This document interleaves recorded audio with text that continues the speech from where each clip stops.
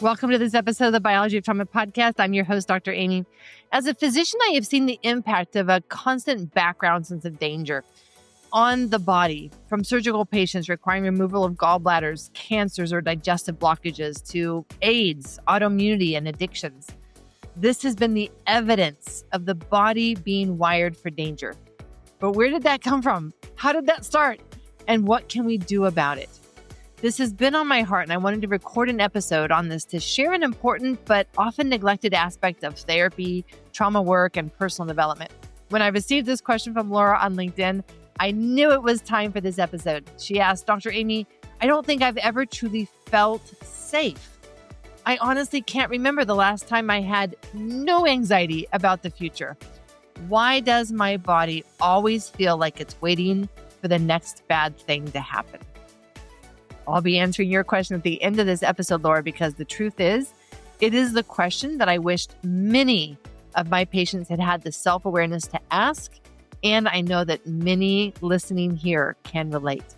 In this episode, you will learn why your body may be wired for danger, the 3 key elements that create overwhelm and get stored in the body, how early childhood experiences and even generational patterns contribute to this wiring, the critical line of overwhelm, and why and how we still cross it every day. How to recognize your own survival versus safety patterns, and how to begin rewiring the nervous system for true safety down to the cellular level. Whether you are someone who's been searching for answers or you're a practitioner helping others, this episode will help you understand the biology behind feeling unsafe, and most importantly, what you can do about it. Let's dive in.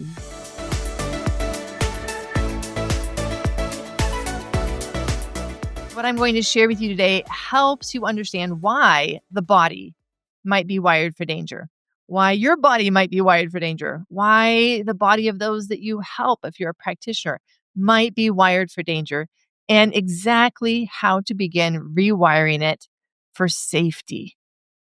For safety. Let's think about that for a moment. When was the last time that you truly felt safe? So safe that you had no anxiety, no fear, no insecurity for the future.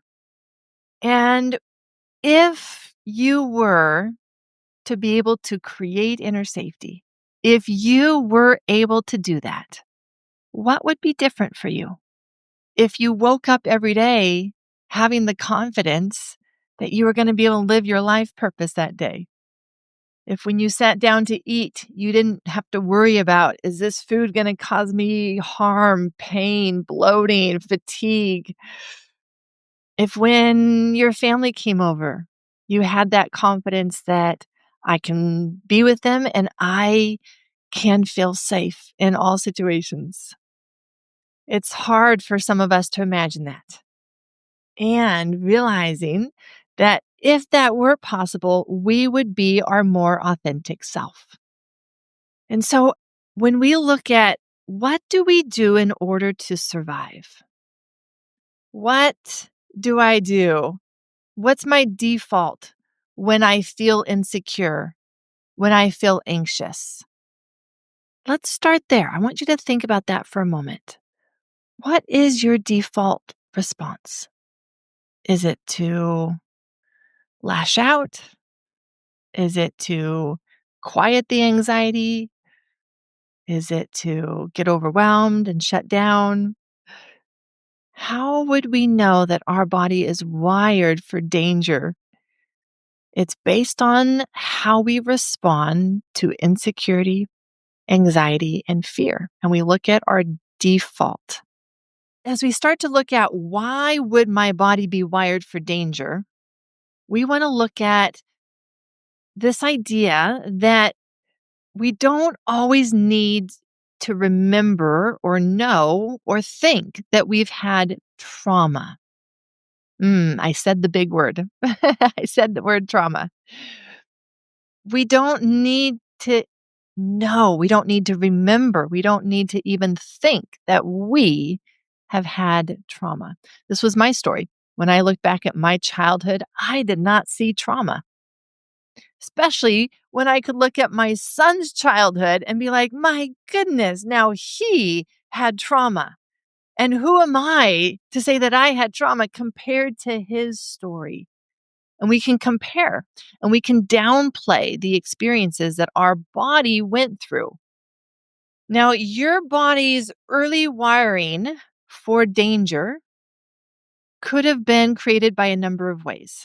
And it really starts with the idea that we experienced overwhelm, something that overwhelmed us. Overwhelm. Now, that's a good word to replace for trauma. So we experienced overwhelm. And as we look at overwhelm, we see that it wasn't just overwhelm. There would have been other aspects involved that created such a degree of fear that it got stuck in our body. I look at these three aspects. Overwhelmed, I felt powerless, and I was in disbelief. I couldn't believe what was happening. It was a shock to my system. This was not supposed to happen. So these three things come together in a single experience, and your body feels overwhelmed, powerless, meaning there's nothing that I can do that will make this change or go away. And there's the disbelief. I can't believe this. This is not how life was supposed to go. This was not supposed to happen in my life. This is not the way that life goes. And we experience that. And it's so deep to our core that it feels like we might die. But what happens is that we don't return to a sense of safety. We hold on to that element of, well, the danger still feels like it's there. The danger still feels like it could be there. The danger might still be there, especially if it's a relational danger. And that may happen in another relationship. And so we never reset our body to safety, and our body gets stuck in a loop of danger. And so, again, we started with some experience of feeling overwhelmed, feeling powerless.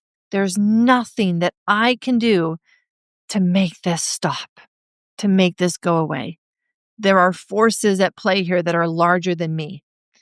If we're talking about childhood, the forces that are larger than you can be teachers, can be parents, can be social systems.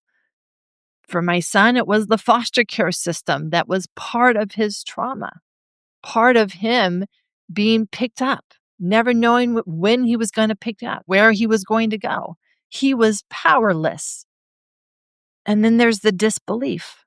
I can't believe that this is happening.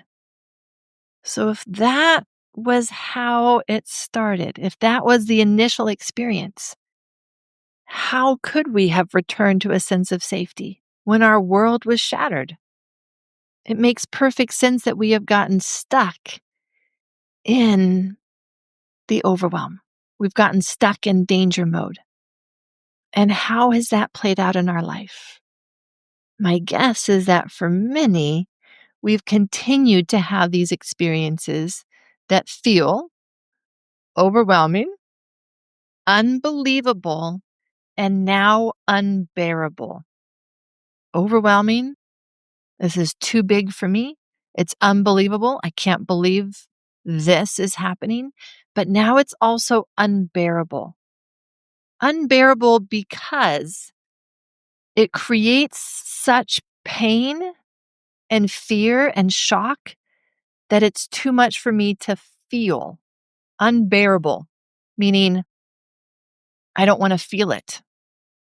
I don't want to feel it. I want to disconnect. So we've covered why your body may be wired for danger, and it's not always what you think. We've covered the three key elements that get stored in your body: this overwhelm, powerlessness, and disbelief. What's coming up is how early childhood experiences and chronic stress contribute to this wiring. And I discuss the critical line of overwhelm and why we cross it every day. So, where does this come from? Where do these experiences come from? Most of them come from our early life. Most of them come from childhood. To some degree, we may or may not remember this, which is fine. We don't need to remember it because our body remembers it.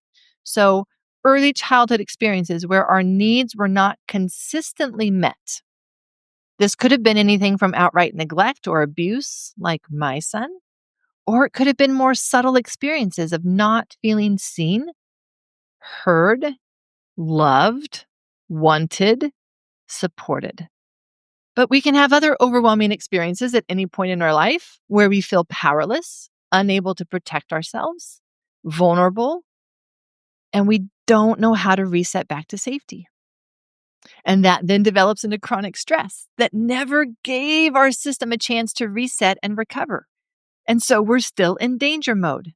And then, of course, it starts to turn into illness, physical conditions, sometimes even physical traumas related to that. We can have falls because our muscles are not as coordinated, our spine is not as balanced.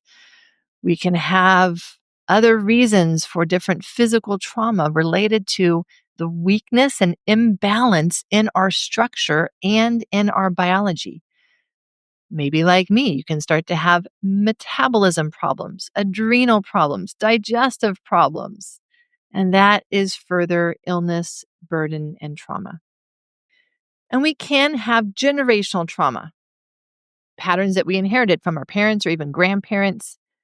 So already with this, we have seen how easy it is for us to be in danger mode. How so many people are in danger mode. Now, here's what I want to tell you, though, is that this did not just happen one time in your life. We continue to cross what I call the critical line of overwhelm. The critical line of overwhelm. Every day, we have a certain capacity.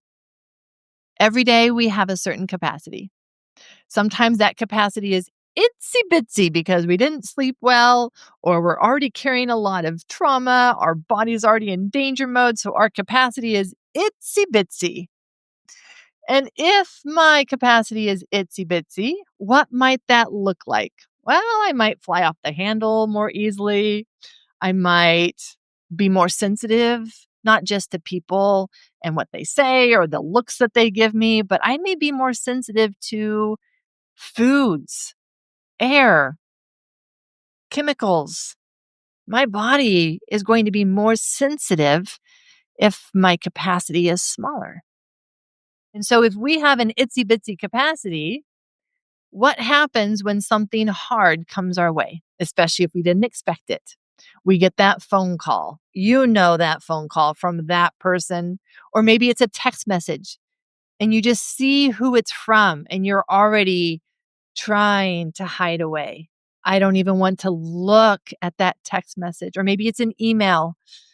You don't want to open the email. You already feel that pulling away in your body. Already feeling that pulling away in your body. And so this is when we cross the critical line of overwhelm. So the critical line of overwhelm happens when we have a capacity that's down here, but the size of the danger, the size of the demands placed on us are up here. Uh-oh, capacity down here, but this is the demand that I'm being asked to do right now. And what happens when there's that mismatch? The mismatch is where we cross the line into overwhelm. We shut down. And there are two reasons why we shut down and why then our body is getting stuck in danger mode. And here they are. The critical line of overwhelm, it's like hitting a wall of what I'm able to do. And it's when something happens too much too fast. In my book, I talk about Elena. She's actually the first story that I share in my book of one of my patients. She was in a car accident. The car came at her too much too fast. She paralyzed. It was overwhelming. It was feeling overwhelmed, powerless, and unbelievable. She couldn't believe what was happening. This was not supposed to happen. This was supposed to be just an ordinary Sunday drive to get errands done. This was not a day that she was supposed to be in a car accident. But there's also this element of too little for too long. Too little for too long. What does that mean? That means that when we have been trying to operate on too little of what we need for just too long. As an adult, we can look at, do I have enough support? Do I have enough for what I need? Do I even have enough nutrients? Am I digesting and absorbing my food that I have enough nutrients? Do I have enough? Do I have more than enough? Do I have all that I need that I can be in a place of safety? And I will tell you that when we are wired for danger, it actually does not matter how much we have. We will look around and we will say, no, I don't have enough. I don't have all that I need to be safe. But then there are those moments when things happen too much too fast. And sometimes this happens over a short amount of time, like something unexpected that happens and it just comes at me too fast. I don't have time to process it, don't have time to think about it. But there's also the element of happens over a month, 6 months, a year, multiple deaths in a single period of time. And they just happen too much too fast. Many people have come to my courses at a time of grief because there were just too many losses that they had happened too fast for them to be able to process each one as they happened. Before they got through feeling and healing one, the next one happened. And before they got done healing that one, the next one happened. And it accumulates and it just became too much too fast. And I will tell you, but by the time that we are adults, it's both. We are carrying fear and overwhelm from the past. And that has created a state of deficiency. And then things happen too much too fast. Because when my capacity is itsy bitsy, everything is too much too fast. When I'm already feeling like I'm in danger, anything, everything feels too much too fast and too little for too long. When I already feel like I'm in danger, when I already feel like I am in danger, everything feels like I'm having to do more than what I can. I'm operating on too little for too long, and things are happening too much too fast. We've just talked about how the nervous system gets wired for danger through early experiences. I've talked about the critical line of overwhelm, either being too much too fast or too little for too long. And honestly, many times it's the combination of both. Next up, how to recognize your own survival patterns versus your safety patterns. When you do feel overwhelmed and now you know the aspects of danger and too much too fast or too little for too long, what is your default response? What is your default response? I will share with you what mine used to be. Mine used to be emotional eating. Mine used to be busyness and multitasking. Mine used to be exercise to the point of exhaustion because I'd rather feel the physical pain of my muscles aching than the emotional pain that I was trying to run away from. All of these were forms of numbing, distracting, avoiding, dissociating. And when I notice these patterns, these are how I know my body is wired for danger. Because it goes to those mechanisms to help me survive rather than being able to utilize tools to return to a sense of safety. I've had my strategies for surviving, and you've had your survival strategies. They may not look the same, but the root is the same, which is why the solution is the same. We need to go to the nervous system. We need to go to the nervous system. And we need to start learning how to create safety. All right, my friend, now you understand how to recognize when you are in survival mode versus safety mode and why your body responds the way it does. Coming up is the first essential step to begin rewiring your nervous system for safety to get out of a constant sense of danger. The first step in creating inner safety is to shift our state, shift our inner state. And so, right now, I want you to be able to look as far away as you can. I don't know if you have a hallway or windows. Find some place where you can look far away. And as you do that, bring a hand over your chest. Feel if it would be helpful to have it actually over your heart area. Then bring one hand over your belly. You can wrap it around your belly like a little hug. You can see what it feels like to put your hand over there. And I will be honest with you that when I was first starting out this work, I did not know how to create my inner safety. And whenever I would pause and get still, like what we're doing now, the anxiety would get worse because I needed to move. I needed to not focus, not feel that anxiety and fear. And so as we do this, just notice like if that is you, this is why we're here. This is just a sign of how much our body is wired for danger. If you are able to create a felt sense of safer, I feel safer, not necessarily 100% safe, just safer. And so as we do this, this is how we shift our state. Don't get me wrong, the supplements are important. All of the biology stuff that I will teach you about is important as well. But the first step is learning tools to work with your body to shift your state. Shift your state. Shift your state from anxiety to safer. Just safer. Because if I can shift my system, my whole state, then everything shifts. My thoughts will shift. My feelings will shift. My biology will shift because it's my whole state. If I'm just changing one aspect of myself, if I have this whole body, but I'm just trying to change my arm is not going to change my body. Instead, what I need to do is I need to change my whole state because my whole state will then spread and change everything. And it is true that when we do this exercise, it will only last sometimes a second, sometimes a minute, sometimes not even that, because our body is so wired for danger, it's going to default back to danger mode. Again, this is just a sign of how much we need this work. So let me share with you this somatic structured sequence that you would want to do.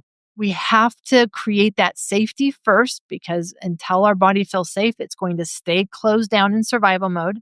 But as we learn to create safety, things start to open up. What does that mean? Ooh, that means anxiety. That means anger. That means energy.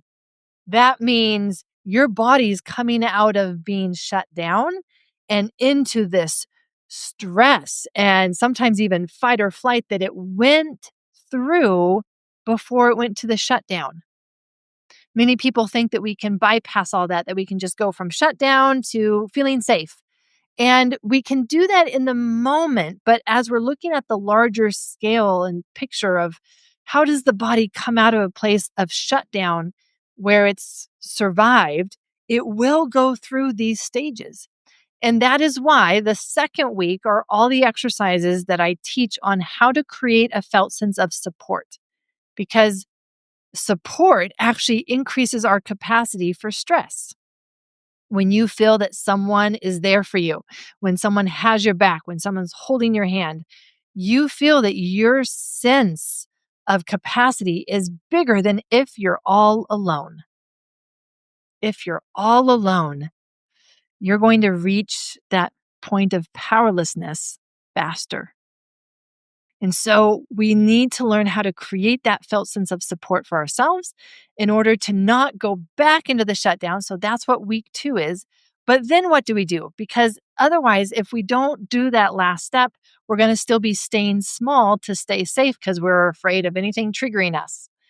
But that's not life. I want you to be able to live fully alive, which means we need to build those skills to expand, go from small to expansion, building our capacity. How do we do that?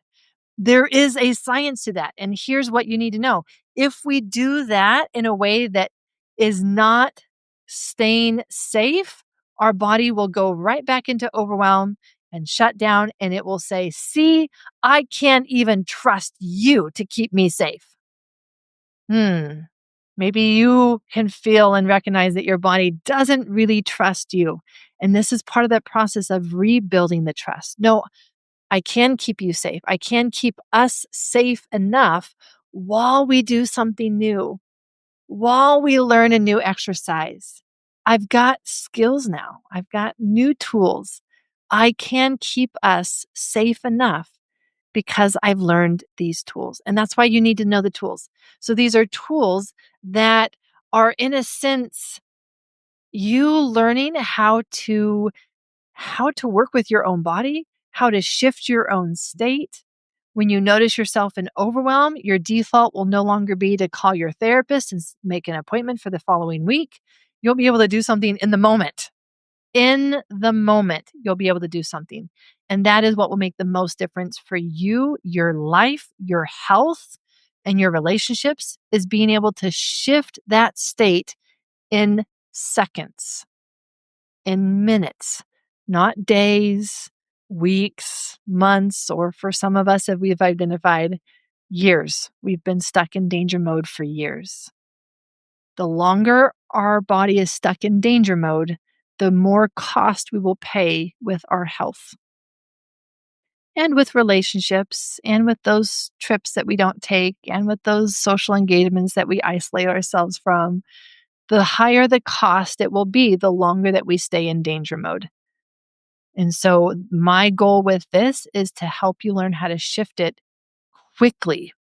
Don't wait. You don't need to wait. You can shift it within seconds if you only know how to work with your body and do that shift.